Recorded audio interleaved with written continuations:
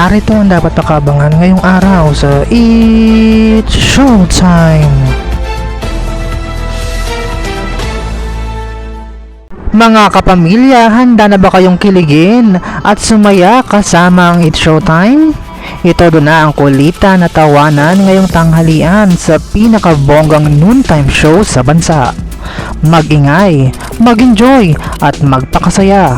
Huwag palampasin ang mga nakakatawang palaro at paligsahan na siguradong magpapatawa at magpapalakas ng samahan ng ating mga pamilya.